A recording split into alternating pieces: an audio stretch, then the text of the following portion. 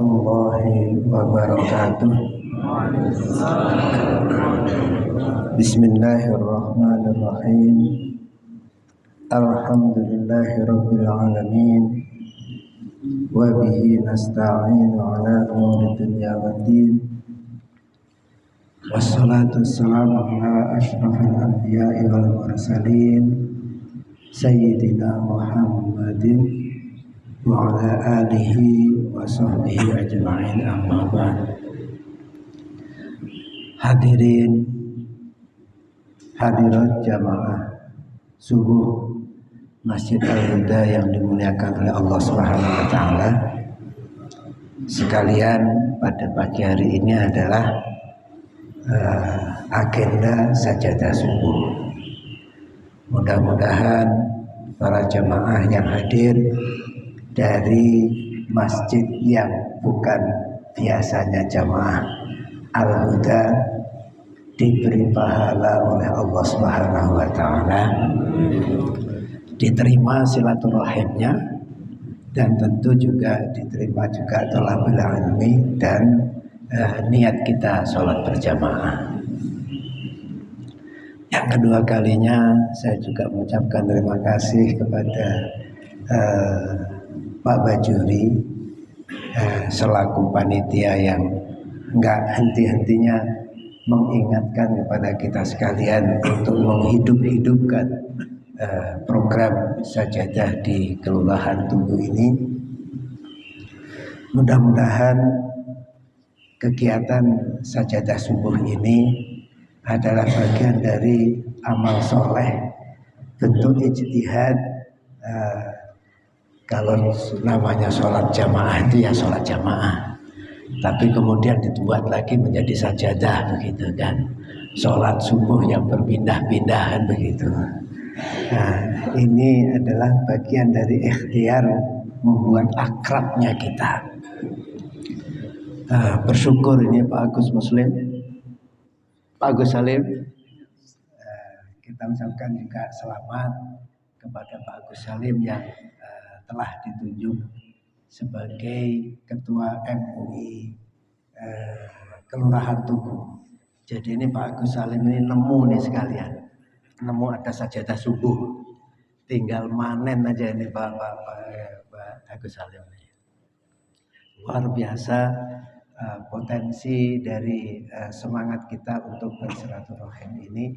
Upaya kita adalah untuk menunjukkan diri kita sebagaimana Allah Subhanahu wa taala berfirman pada kita sekalian, a'udzubillahi minasyaitonir rajim, wa ma khalaqtul jinna wal ins illa liya'budun. Tidaklah diciptakannya jin dan manusia, atau aku ciptakan jin dan manusia ini kecuali untuk beribadah kepada Allah Subhanahu wa taala. Pak Kiai Mahmud luar biasa nih, selalu istiqomah. Sejak saya bergabung dengan sajadah subuh ini, Kiai Mahmud yang di Bakti Jaya ini istiqomah terus. Mudah-mudahan ini akan terus jadi amal jariah nih Kiai Mahmud. Allah Subhanahu wa taala menciptakan manusia itu berbeda dengan makhluk yang lain. Menciptakan hewan, Allah Subhanahu wa taala menyatakan juga di dalam surat Yasin, itu adalah melalui tangannya sendiri, melalui kekuasaannya sendiri, yang kemudian dipersembahkan untuk manusia agar mau mengambil manfaatnya. Itu hewan. Malaikat juga diciptakan oleh Allah Subhanahu wa taala, diperintahkan untuk senantiasa bertasbih dan bertahmid. Kemudian juga Allah menciptakan yang lain lagi, yaitu jin. Dilanjutkan Allah Subhanahu wa taala di dalam surat Al-Baqarah, a'udzubillahi minasyaitonir rajim, wa ma ba'in qala rabbuka lil malaikah inni ja'ilun fil ardi khalifah. Jadi manusia yang sebenarnya ini adalah diciptakan dari tanah dan air ini memiliki kelemahan juga sama dengan makhluk-makhluk yang lain, tapi karena manusia itu secara spesial diberi ilmu oleh Allah Subhanahu wa taala, maka malaikat pun diminta menghormati. Dan jin pun juga diminta untuk menghormati. Nah, ini nanti akan ada peristiwa yang lain lagi ceritanya.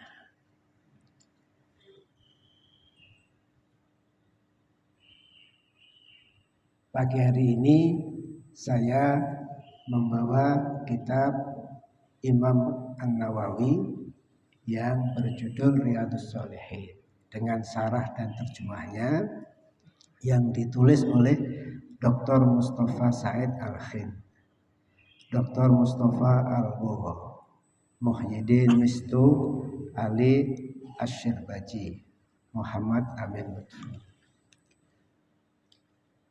Saya membuka pada bab ke-21, yaitu yang berjudul tolong menolong di dalam kebaikan dan ketakwaan. Jadi tolong menolong dalam kebaikan dan ketakwaan. Kalau kita diperintahkan yang pertama tadi, itu adalah wa ma khalaqatul jinna wal ins illa liya'budun. Tidaklah aku ciptakan jin dan manusia ini kecuali untuk beribadah kepada Allah Subhanahu wa taala. Di dalam surat yang lain Allah Subhanahu wa taala yang tadi saya sitir sedikit di surat Al-Baqarah ayat 30, kita itu bukan hanya untuk beribadah, tapi kita sebagai manusia dipercaya oleh Allah Subhanahu wa taala berfungsi sebagai khalifah Allah Subhanahu wa taala. Fungsi sebagai khalifah Allah Subhanahu wa taala ini ternyata ya oleh Allah Subhanahu wa taala kita itu diingatkan ini tidak bisa dikerjakan sendiri. Ini memerlukan kerja-kerja kolektif. Pada saat kita beribadah secara mahdhah, iya, tapi fungsi kekhalifahan untuk memakmurkan bumi ini tidak bisa dikerjakan sendirian. Harus dikerjakan secara kebersamaan. Satu dengan yang lain, kita dengan keluarga, kita dengan RT, kita dengan RW, kita dengan bersama dengan kelurahan, sampai di tingkat kecamatan, sampai di tingkat kota, sampai di tingkat kabupaten, sampai di tingkat provinsi dan negara, bahkan di dunia. Karena kita adalah khalifah fil ardh. Nah, di dalam surat yang lain Allah Subhanahu wa taala berfirman, wa ila tsamud akhahum shalih. Ya qaumi ibudullaha ma lakum min ilahin ghairuh. Huwa ansha'akum minal ardh wasta'marakum fiha fastaghfiruhu tsumma tubu ilaihi. Jadi Nabi Soleh kepada kaum Tsamud itu diperintahkan oleh Allah Subhanahu wa taala, ya qaumi ibudullaha ma lakum min ilahin ghairuh. Beribadah juga, wahai kaumku, beribadah kepada Allah Subhanahu wa taala yang tidak ada ilah kecuali Dia. Terus dijelaskan, huwa ansha'akum minal ardh. Dialah yang menciptakan kamu dari bumi ini, tapi sekaligus mempercayakan kepada kum tadi itu. Wasta'marakum fiha, dan kamu diperintahkan untuk memakmurkan ard itu, memakmurkan al-ard. Jadi bumi ini bukan untuk diacak-acak. Bumi ini bukan untuk sekedar dirusak atau diobrak-abrik. Tapi bumi ini harus dipelajari dengan baik bagaimana mengambil manfaatnya, sebagaimana juga yang diperintahkan oleh Allah Subhanahu wa taala terhadap hewan. Hewan diciptakan juga untuk kita kendalikan, kita manfaatkan, kita kuasai. Sebagian dipakai untuk kendaraan, sebagian boleh dimakan. Demikian juga dunia atau al-ard ini boleh juga dipakai untuk bercocok tanam, dibangun menjadi taman dan kebun, tapi dirusak yang kemudian malah mempengaruhi seperti sekarang ini. Sekarang ini sebenarnya masyarakat dunia sudah mulai menyadari bahwa dirinya yang kepingin maju, kepingin mengembangkan ilmunya itu agak sedikit aja sebenarnya. Agak sedikit tidak memenuhi apa yang diperintahkan oleh Allah di dalam surat Ar-Rahman. Yang mana kita itu diperintahkan untuk mengelola kelestarian ekosistem alam semesta ini. Kalau kita nebang, jangan lupa nanam ulang. Kalau kita nanam, jangan lupa kemudian memanfaatkan dan juga mengelola limbah dan sampahnya. Itu perintahnya seperti itu. Kalau ada duri saja diminta untuk menyingkirkan. Ini perintah Allah di dalam alam semesta dan mengelola tentang wasta'marakum fiha tadi, untuk memakmurkan dunia ini. Tapi yang terjadi dikala mereka melihat dan silau atas perkembangan kekhalifahan dunia, di waktu itu orang-orang barat mulai sadar membangun yang disebut dengan revolusi industri.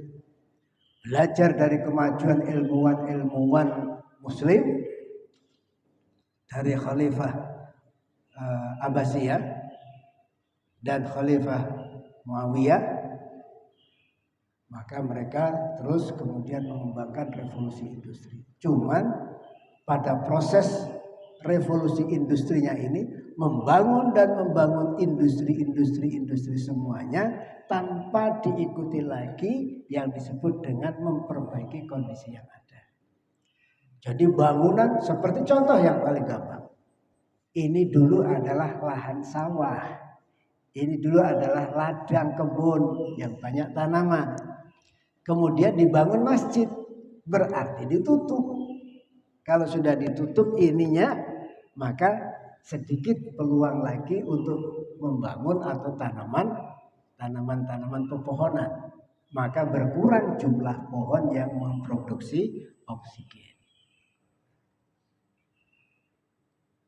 Apa yang harus dilakukan? Nggak salah yang di sini. Tapi harus ada kompensasi nanam yang lebih banyak lagi di tempat lain. Itu namanya konsepsi ruslah namanya. Mengganti kawasan tanaman subur, tanaman yang dulu biasanya digunakan untuk bercocok tanam, dipakai untuk bangunan. Kalau sudah ada bangunan seperti ini, yang terjadi adalah defisit oksigen. Harus diganti dengan tempat untuk memproduksi oksigen. Di sini nggak akan ada oksigen yang terjadi diproduksi di kawasan ini.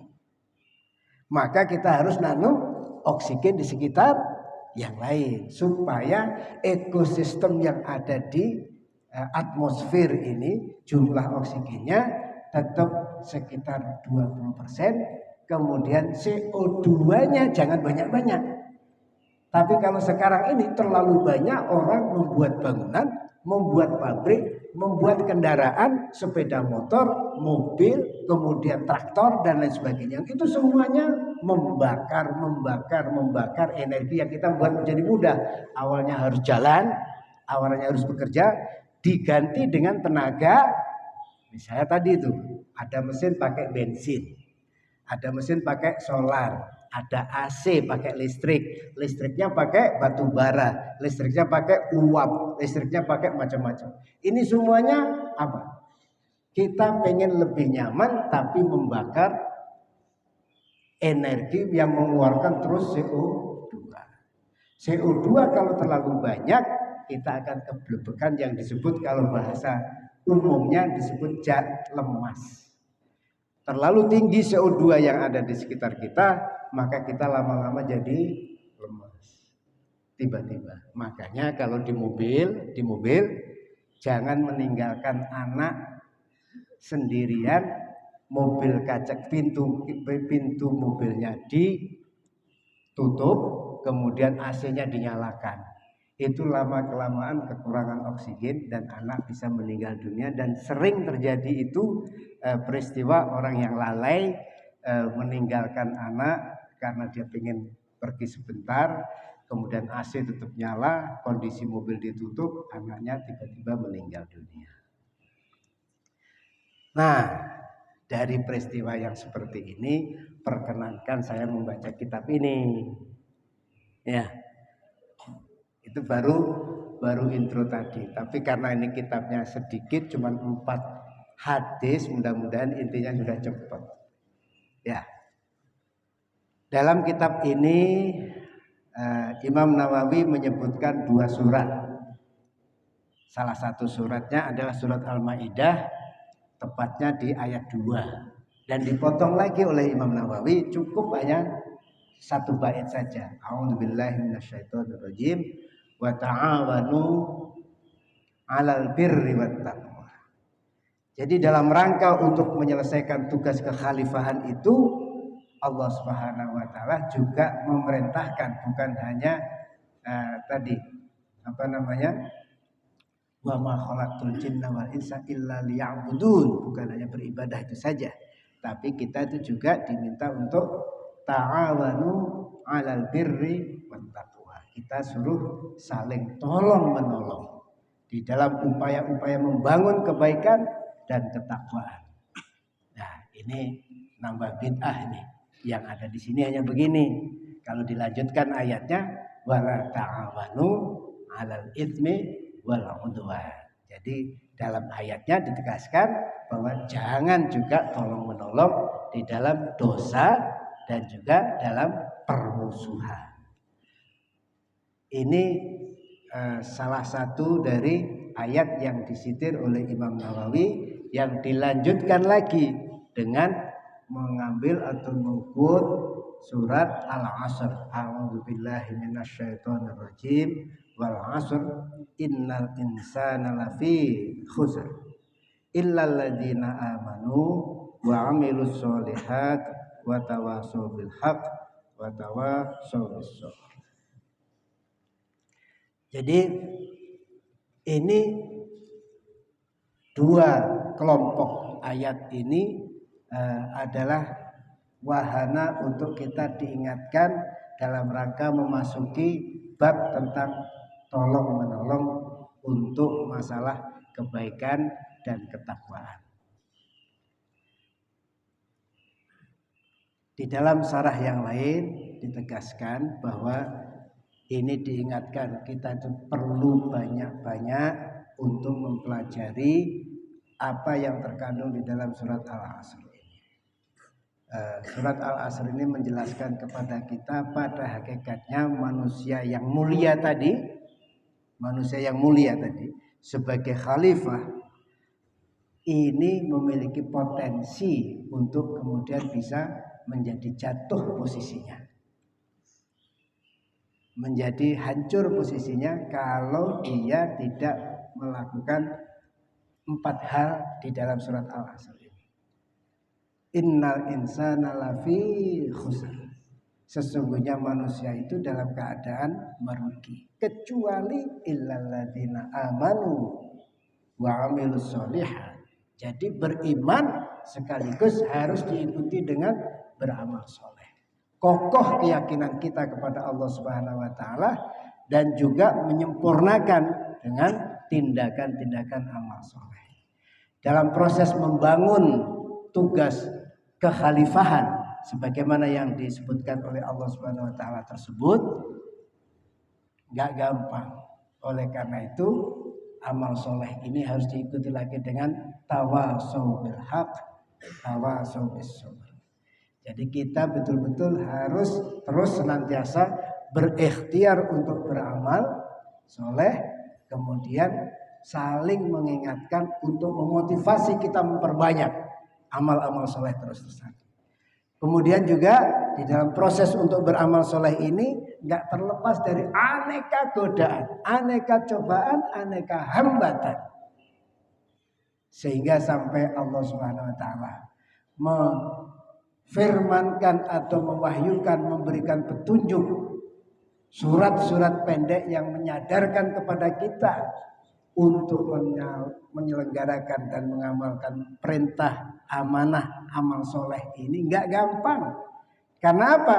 Malam saja bisa jadi godaan. Malam ini jadi godaan. Coba dibaca. Qul a'udzu birabbil falaq min syarri ma khalaq. Ya, jadi qul a'udzu birabbil falaq. Aku berlindung kepada Tuhannya apa? Min syarri ma khalaq wa min syarri ghasiqin idza waqab.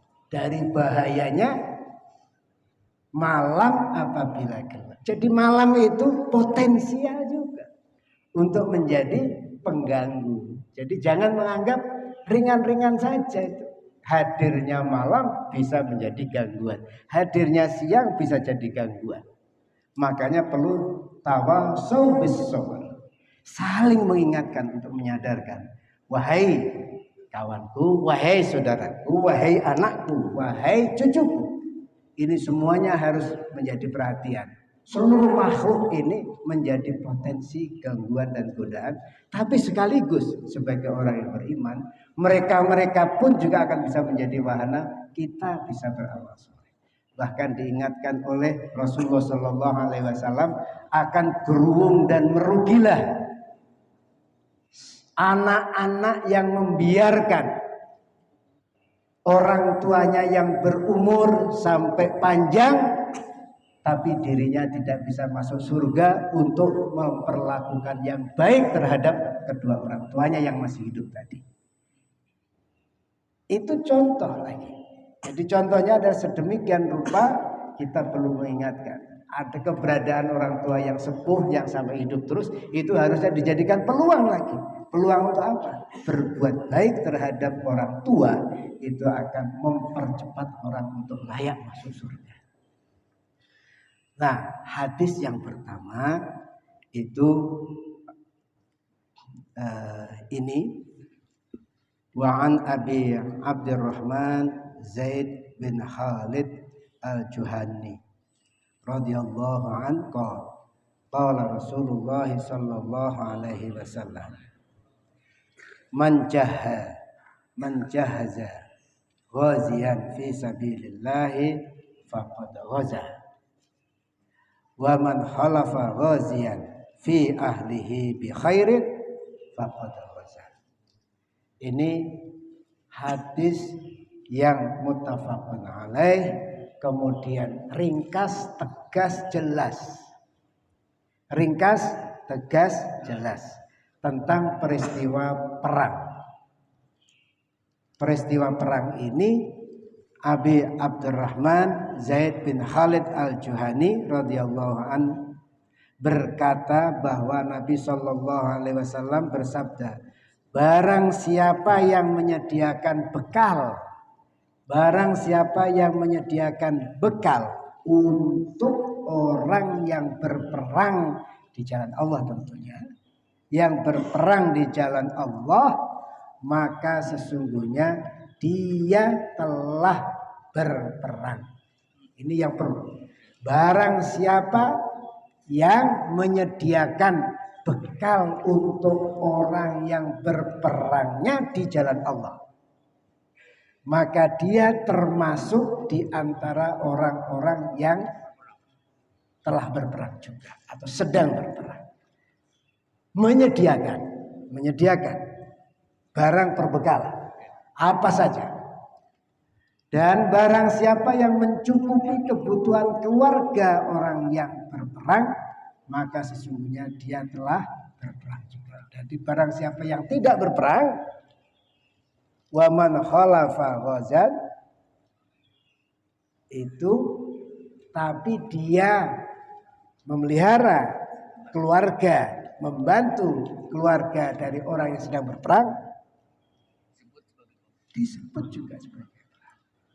Ini yang luar biasa betapa Allah Subhanahu wa taala dalam Islam ini konsepsinya perlu ta'awanu 'alal birri wat taqwa. Nah, hadis yang kedua, wa an Abi Sa'id Al-Khudri radhiyallahu anhu anna Rasulullah sallallahu alaihi wasallam ba'atha ba'than ila bani Lihyan min Khudail faqala liyam ba'ith min kulli rajulaini ahaduhuma wal ajru bainahuma. Jadi di dalam proses keperluan peperangan, jika kondisinya memang harus perang, maka pemimpin wilayah atau pemimpin pasukan perang harus senantiasa memperhatikan. Jangan membiarkan wilayah yang mau ditinggalkan untuk berperang menuju lokasi itu wilayahnya kosong dari kekuatan, terutama di laki-laki. Maka kalau ada satu wilayah itu, jangan semua laki-laki diperintah dan diajak untuk berperang. Sebagian ditinggalkan. Maka di sini dikatakan kalau ada 2 orang laki-laki, yang pergi satu aja, yang satu tinggal. Dan yang tinggal demi untuk sama-sama menyusun kekuatan untuk peperangan dan ini menjaga konsolidasi di wilayahnya, itu dinyatakan orang yang tidak berperang ini memiliki pahala yang sama dengan orang yang sedang berperang. Ini luar biasa lagi. Hadis yang ketiga ini adalah menceritakan tentang masalah, ini luar biasa lagi. Ada rombongan yang lagi datang. Kemudian Kanjeng Nabi nanya, siapa itu rombongan? Siapa kamu rombongan?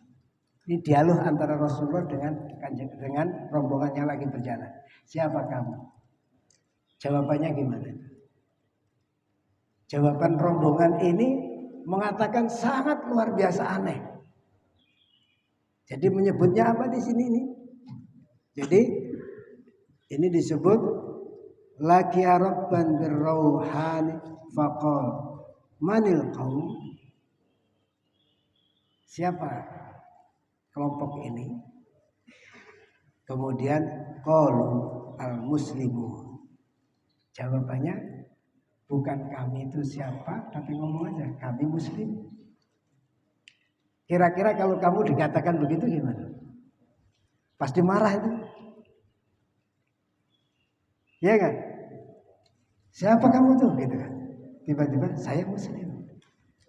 Saya kaum muslimin. Kira-kira gimana rasanya?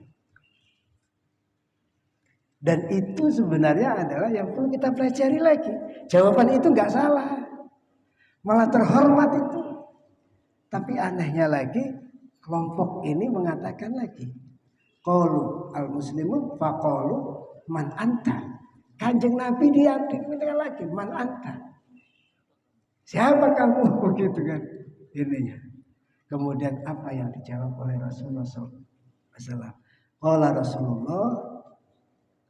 Jadi dia mengatakan qala Rasulullah. Aku adalah Rasul. Kaget dia. Ternyata ini yang saya cari-cari. Dia sudah muslim. Melihat Rasulnya aja belum tahu juga itu dia betul kalau itu adalah Rasul. Pada saat dikatakan man anta, Rasul mengatakan Rasulullah. Dia terperanjat dan kaget. Oh ini tuh rupanya Rasulullah SAW yang selama ini saya asyhadu an la ilaha illallah wa asyhadu anna Muhammadar Rasulullah. Itu di zaman Rasul ya. Belum ada medsos. Saya nggak sebut nama-nama medsosnya dulu. Kan nggak kelihatan itu wajah Rasulullah gitu kan. Dan memang Allah menyelamatkan dan mengamankan. Jadi nggak kelihatan itu. Dia adalah Rasul. Pada waktu dia bertanya, kemudian man anta? Jawab Rasulullah. Nah, coba apa yang dilakukan lagi peristiwa ini? Peristiwa ini membuat kelompok ini tadi tidak kemudian nggak tahu ya peristiwa apa yang dilakukan yang lain lagi. Tapi di antara rombongan itu seorang wanita langsung bertanya tentang hukumnya. Dia membawa anak kecil. Terus farafa'at ilaihim ra'atu sayyiban faqalat alihadzal hajj. Bagaimana hukumnya tentang anak kecil ini? Bolehkah anak kecilku ini berhaji? Rasul langsung menjawab, na'am walika ajrun. Boleh. Tapi bagimu adalah pahalanya. Nah, ini adalah memberikan isyarat lagi, memberikan isyarat bahwa membuat orang lain itu melaksanakan ibadah itu boleh, tapi dia yang mengantarkan mendapatkan pahala. Hadis yang keempat ini yang menarik. Alhamdulillah, 5 menit lagi. Ini hadis yang keempat. Hadis yang keempat ini untuk kita semuanya. Yang ceritanya saya langsung terjemahnya saja ya. Ceritanya begini. Siapa saja yang bekerja untuk institusi atau untuk lembaga atau untuk juragan atau untuk bosnya, bekerja dengan profesional, dengan tulus dan ikhlas, maka dia akan mendapatkan pahala seperti niatnya sang majikan atau orang yang memberi pekerjaan itu. Kalau di hadisnya di sini adalah peristiwa seseorang penjaga gudang, penjaga bendahara, penjaga gudang. Jadi barang siapa yang ditugasi menjaga barang, kemudian majikannya memerintahkan ambil barang ini, berikan kepada dia sejumlah ini dan sampaikan betul. Dan dia mengerjakan dengan tulus, ikhlas, profesional, tidak nguntit. Nah, itu yang penting, nggak nguntit. Jadi diambil beneran jumlahnya 3, disampaikannya juga 3, kemudian niat dengan ikhlas, sampaikan ke sana, dia seperti mendapatkan pahala seperti majikannya. Dia seolah-olah adalah bersedekah dengan 3 produk itu tadi. Asal 1 profesional, 2 lillahi ta'ala, 3 tidak nguntit. Saya kira ini yang bisa saya sampaikan. Terima kasih Pak Bajuri, terima kasih semuanya. Mudah-mudahan ini adalah bagian dari mau'izah hasanah di dalam hadis An-Nawawi tersebut. Jazakumullah khairan, billahi taufiq wal hidayah, wallahul muwaffiq ila aqwamit thoriq. Wassalamualaikum warahmatullahi wabarakatuh.